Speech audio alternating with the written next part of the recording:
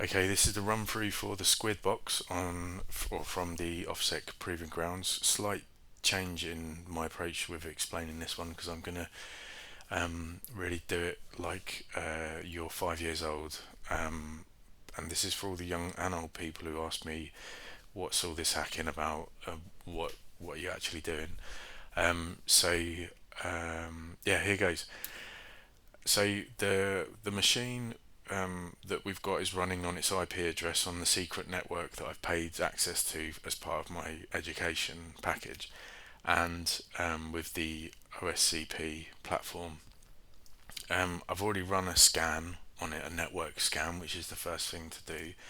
So I'm just going to cat it out, and cat is a tool just to print out a text file on the terminal, which is the black box you're looking at.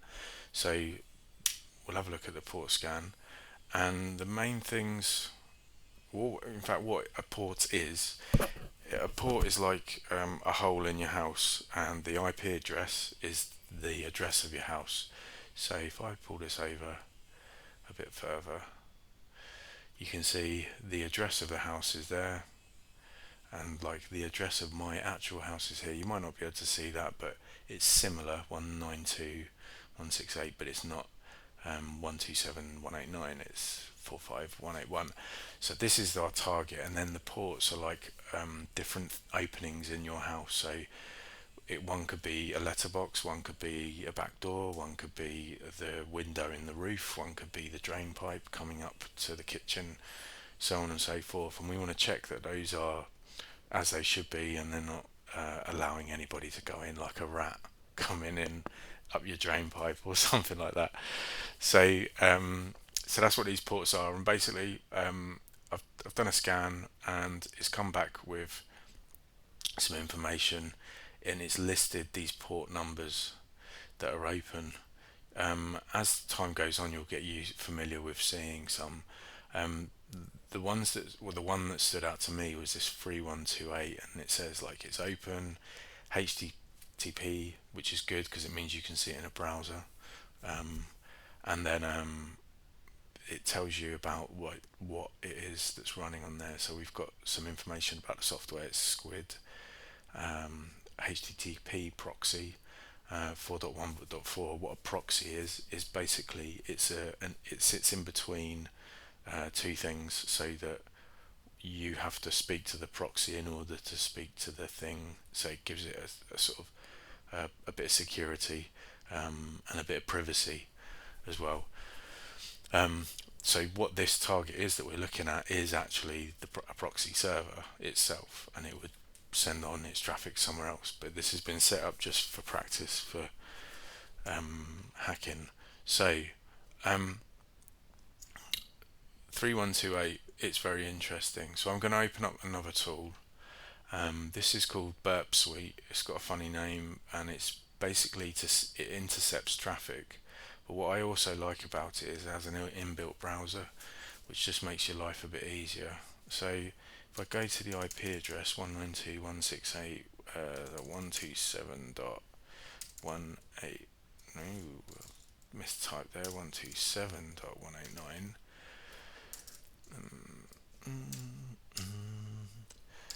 No, we don't want to go there. We just want to go to the plane. So nothing's coming up yet. However, if we go to that port 3128, we get this page, and this is an error page for, if I zoom in a bit more, this is an error page for our Squid proxy 4.14, which we identified here. So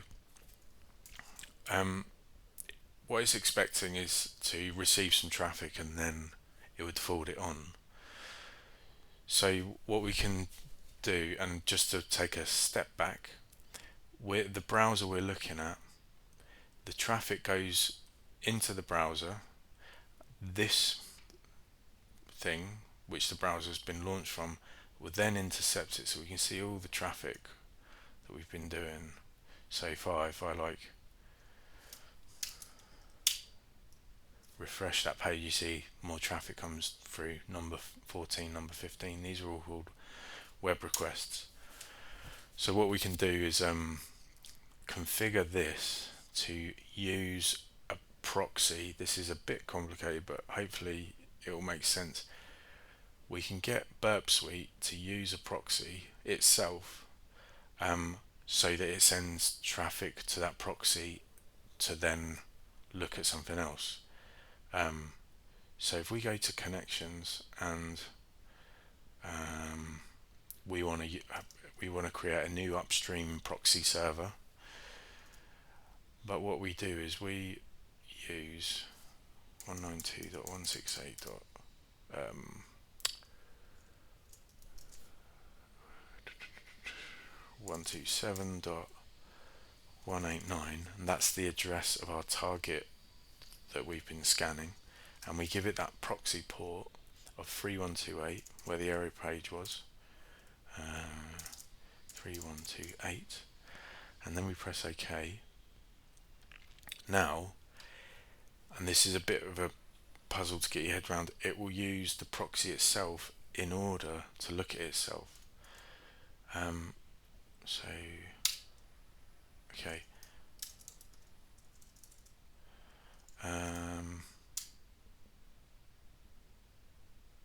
okay, this is going to become important in a second. For all the other grown-ups out there who normally watch this stuff, basically Nmap, you think, okay, well I can use the proxy through something like proxy change, which is like a command line version of what we just did, so that we can scan the host, the target, with Nmap, but go through a proxy which will also be the target itself to scan it. The problem with that, which I've discovered, is that Nmap wants to run a connect request, like a HTTP verb of connect, not get or post.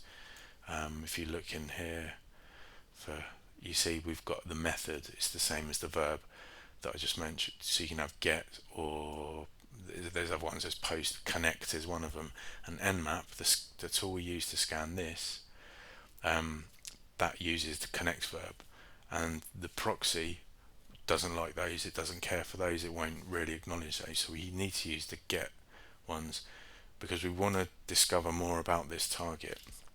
So anyway, there was a tool instead of proxy chains, which sits in front of your command line tool, so rather than run Nmap like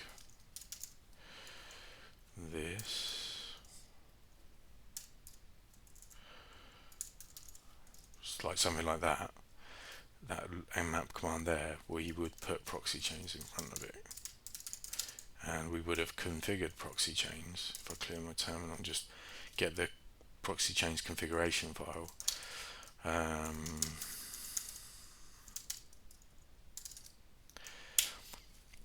we would have something like this, but this doesn't work. And even if you use SOX5, which is a different protocol is a way of doing something, in this case it's network communications, use SOX5, it's more secure, but it still wouldn't work because Nmap fundamentally uses the connect verb for most of its traffic. So with that said, where is my notes?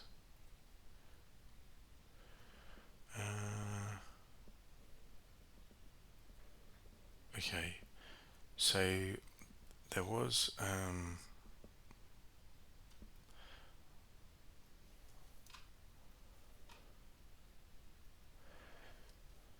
on Hacktricks, which is a site you should become familiar with. If you look up Squid, the proxy, yeah, so we're here pen testing Squid. There's some information, so you can. It does suggest to either use curl and go through the proxy itself. If if I zoom in a bit, curl is a command line tool just for making web requests in simple terms, or simplistically stated. We could also use proxy change, which I suggested, but that didn't work either.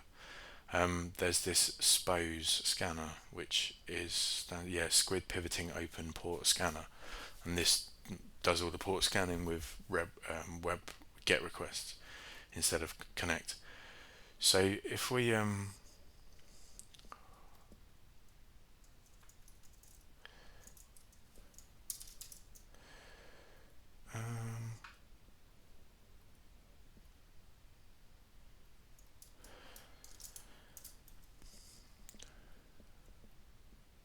so I've got SPOS here in my local directory, in my local folder. So you can see these are all the files that are in my local directory. They're SPOS, so to run that, it's because it says .py, it's a Python file. So we call Python, then we call the script we want to run, we give it some arguments. So we're going to say we want the proxy to be this, which is our target and our proxy. Then the target is the same IP address, but just without the that port.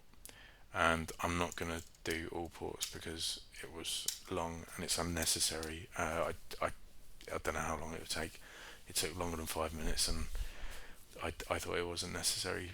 So we'll scan, and you'll see it will come out with some output in a moment. It will say the ports that we might be able to view. So there's two extra ports, 3306 and 8080. 3306 is for a database where people store data, and 8080 not sure, but because 80 is normally for web, 8080 is often used as like a sort of hidden web. So because of the configuration we've did earlier in Burp Suite with setting up, did we do that in fact? Yeah, our upstream proxy. We can now go to that port 8080, yeah, port 8080, and we get a new web page. And what this is you're looking at is like the configuration page for this WAMP server. And what WAMP stands for is Windows, Apache, which is a web server, MySQL, which is the database, and PHP, which is personal homepage, which is like a language to write web pages. And often when you have a website, people, maybe not so much today, but maybe still, they spin up a WAMP server or a XAMPP server or a MAMP server, I think, or a LAMP server. So a LAMP server is a Linux, Apache, MySQL, PHP. So there's like different types, and we can see interesting information like versions here of different things. The Apache version, we would like use that stuff to find out, are there any exploits and any bugs with those that are going to allow us to do things we shouldn't otherwise be allowed to do, because that's not good. And then we want to tell the person that they've got a hole in their product, in their server, and people can get in who shouldn't be allowed. You also have aliases, which are the sort of the projects and programs you have running. Adminer, I'm not too sure what that is. PHP MyAdmin is basically a configuration software for the database, and PHP sysinfo probably give us like information on the system. So the PHP MyAdmin is the path we're going to take, and whoever installed this didn't change the credentials from the default ones, the ones that you get when you install it normally, and those default credentials are root, and then an empty password.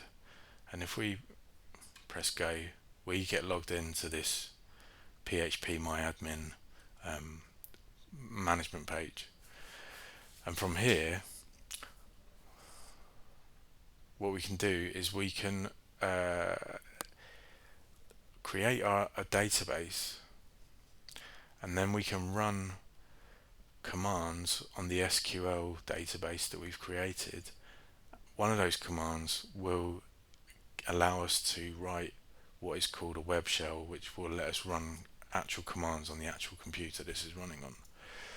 So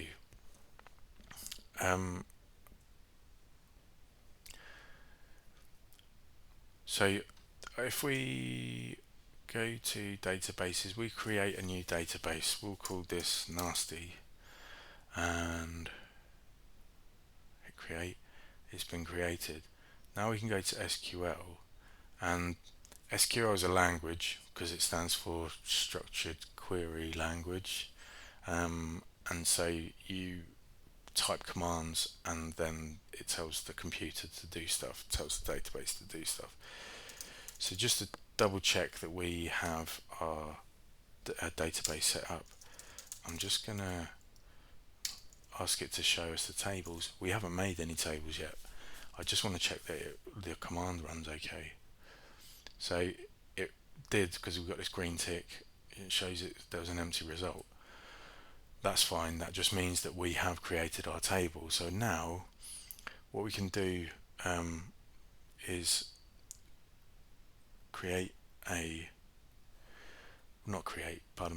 run a command, and let's go back to edit, and we're going to run a new command.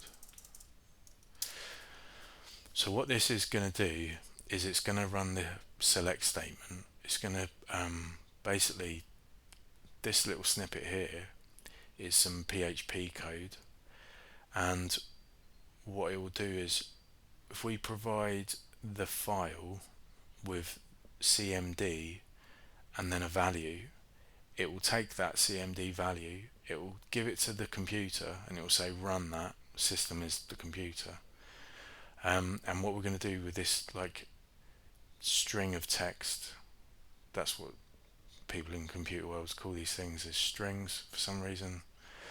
And we're going to write it into an output file, and that file is going to live on the computer at this location, so backdoor.php.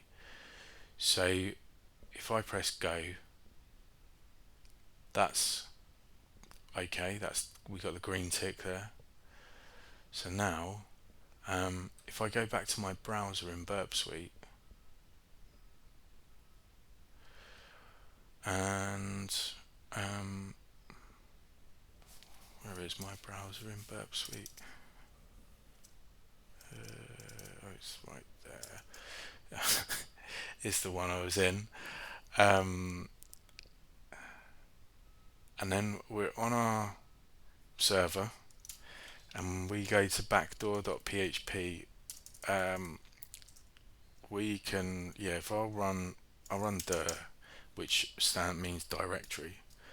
I'll press enter. It doesn't look very pretty there. So what I'm going to do, I'm going to press Control and U and see the source code view. It just looks, it's a lot easier to read, basically.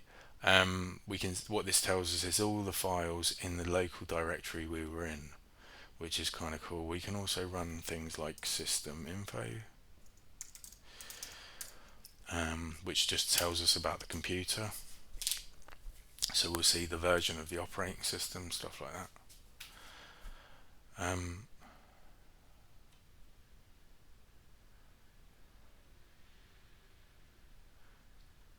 These can take some time. There we go. So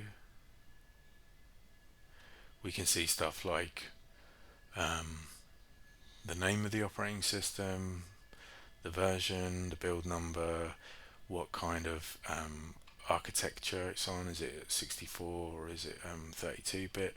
We can see what kind of fixes it's had or hasn't had applied to it, stuff like that. We can also like find out what user we are.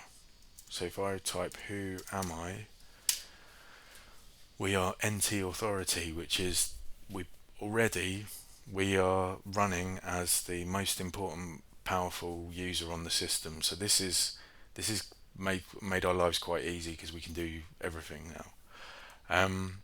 But we're doing all this through the web browser. We don't want to be doing all of this stuff on the web browser. We'd rather, like I have my terminal here, we would rather be doing it on a terminal like this. So what I'm going to do is I'm going to open a port. If you remember back from the holes in your house, I'm going to open a port to listen for a terminal being handed back, and I'll use another tool called netcat, so it's NC, and then we use these options, so LVNP 4444. So what that says, LVNP is L for listen, V for verbose, I think. I can't remember what an N is, and then P is the port number, and then we give it a number of the port we want to listen to. So we want to listen to port 4444. So now we're listening. So if anything comes our way, it's going to be picked up here. Then we go to this other site, which is just a really useful tool. It's called the reverse shell generator. So you might not be able to read up here, but my IP address is 192.168.45.181.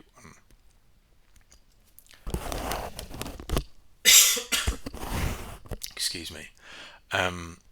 So if I do that 181 and port 4444, and then I can choose all these different types of reverse shell. So I'm going to choose one with PowerShell, because PowerShell is a built-in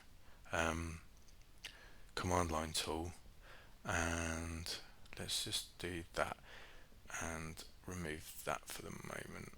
So you can see these are all the PowerShell commands, and it's got our IP address in here and our port number,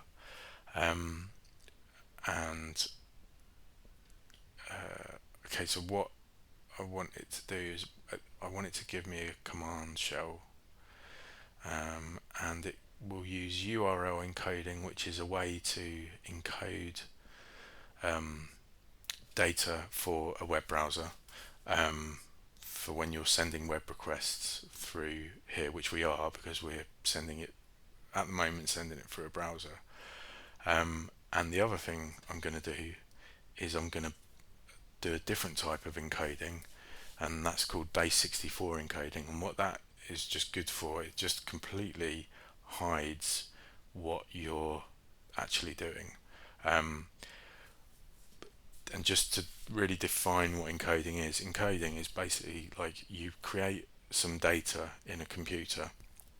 It could be a command or anything, and you want to make sure that when it gets to the other side, gets to the other end, that the person can decode it and it will be in exactly the right structure. And so there's ways to structure data by encoding it so that it basically can be transported around without messing up. Because, for example, a space seems like quite innocuous, but that can be represented in many different ways, like an empty string, like you press the space bar on a computer like that. That can be represented in a couple of different ways, and so defining the encoding just makes sure that there can be no confusion.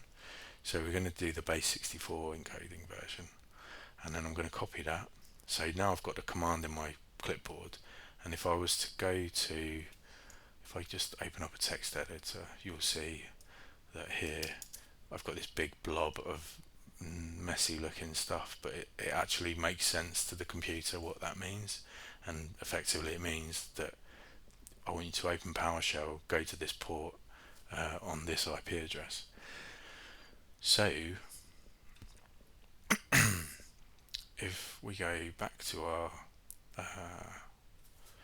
browser, and then where we had CMD, I'm going to paste in my messy PowerShell command that's URL encoded and base64 encoded. I've got my listener on the left hand here that's waiting to receive something, and then I press enter. The computer starts thinking, and there you go, something's coming through. What is this? If I press enter on here, we've got now a prompt for that computer that we were previously on through the browser, but now we've got it on my terminal. So who am I? I'm NT Authority. It's game over now, because I can do anything with this computer. I could turn it off, uninstall all the software, I could install my own software, I could make new users for my friends, I could do whatever I want. So that's the box, and happy hacking.